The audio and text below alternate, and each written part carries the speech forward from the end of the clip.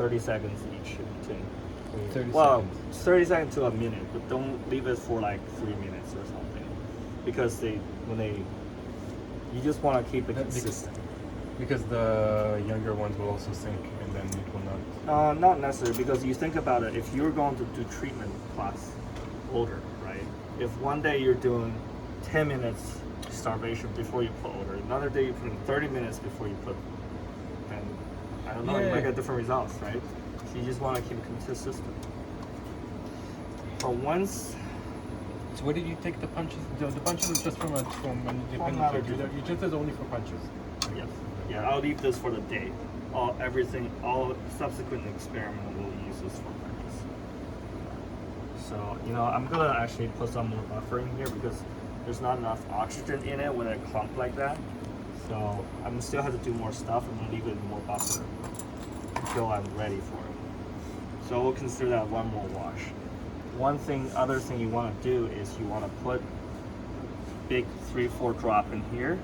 You want to swirl this around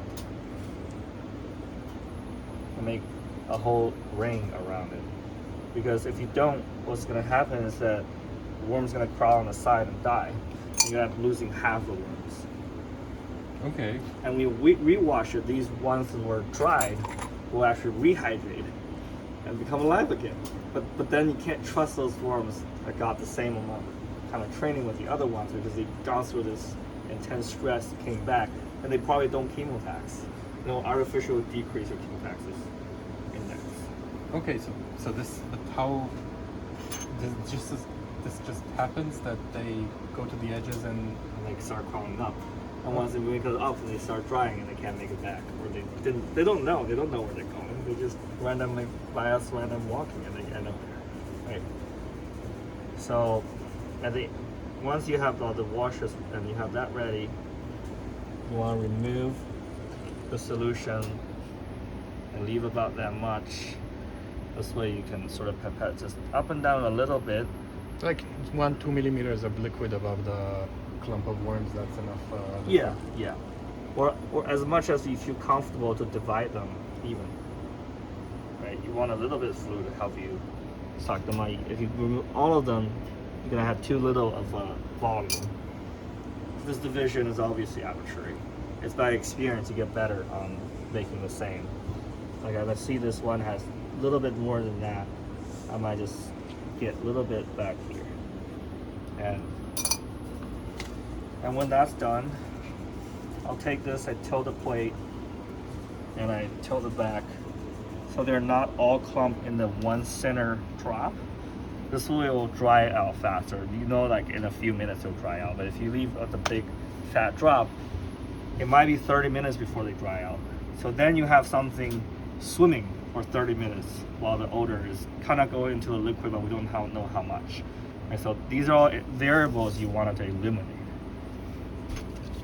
So that's good now. You want to take your 20 microliter. Well, first of all, before you open this, you want to get your control seal. And you want to move all of your worms that haven't been done any experiment away from here before you open this, right? You take a parafoam. Probably better to use scissor because I've cut my finger before with this knife. So you take and your you don't control, have problems. right? And you take it. Well, the glove's not gonna do anything. Cut No, right but through at least. But, oh yeah, but I mean, in terms of infection, I guess, but you cut the glove into the skin, so everything that was on the glove will get into the skin. Yeah. Never mind. I usually take this and I stretch just a little bit. Careful not to overstretch and break it. Right, you do one seal, like press it down. Do another layer seal. Just to make sure they don't get any odor, right? That You want they to also leave don't them get any air. or on this side. Well, I shouldn't have dropped like that. But like, put it away there. Put this also away. Okay, now I put these also away. Anything you don't want odor to get on, take them away. And now you're gonna put this odor one Okay, that's already in there. So you open your bead mill.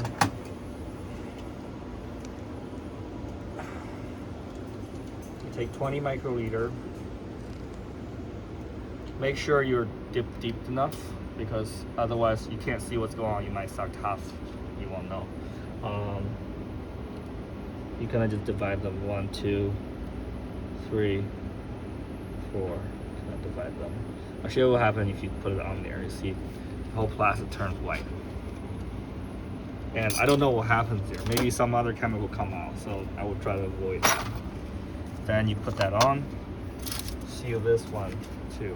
And that smells unhealthy. Yeah, it's not like nail polish. Actually, I think it smells pretty good. Not the best, but not bad. So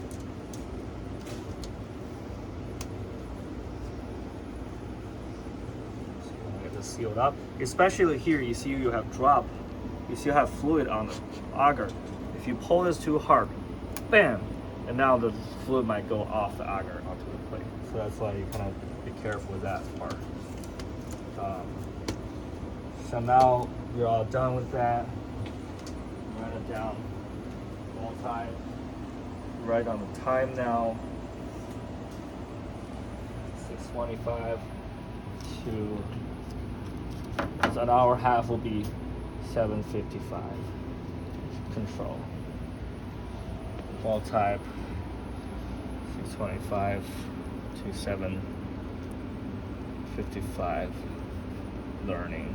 Or something, but you can really tell. You can tell because this is plugged, so that's learned. This control, you can't mistake that. So I usually don't write it out.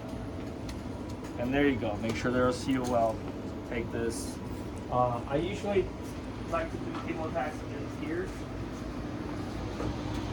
because most of the time I'll be recording on this. I want it to be acclimated to this temperature already, right? I don't want it to like shift it again later. So I'll have whole training happening here. I either put them like obviously separate them in distance, on this side, separate them more distance, and leave it there until you're ready. So that distance separation is just to make sure that nothing evaporates and gets to the other group. Yeah, and then you can see kind of the. Usually I like to see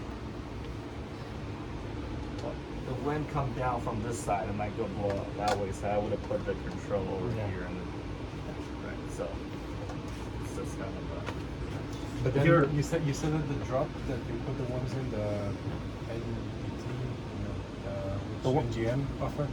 So the drop that you put the drop with the worms, you wait till it dries. It should. You should expect to dry. It's already dry. See, because I tilted the plate, so the drop actually flew up. So you do like if I don't know if I do it super fast or if I put too much worms or if I don't tilt it enough, I should wait till it dries, right? You should just tilt it because while you're waiting it to dry, if it take half an hour to dry, now your timing's off. Because remember these worms, they just came off the food. It's within 10 minutes is when they start to getting starved, and you want that to coincide with your overexposure. So that's the okay, right? Because otherwise. They might start being starved in the liquid, but in the big drop liquid, you might not get the same concentration as they are on the surface agar of water. So the whole dynamic, we don't know what's going on. So just time every step. Time every step, keep it identically, consistent. consistently. Right. I mean, it's just I know that I won't get it right in the first several times, so that's why. It's fine, yeah. My whole rotation project is to make this thing work.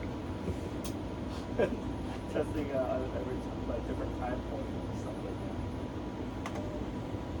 that. Okay, so now we're gonna pretend one of these plates is post-train animals. Alright. So I'm gonna this is obviously not a post-train animal. I'm gonna pretend this is those animals. So pretend this is control, this is learn. Alright, so I'm gonna set up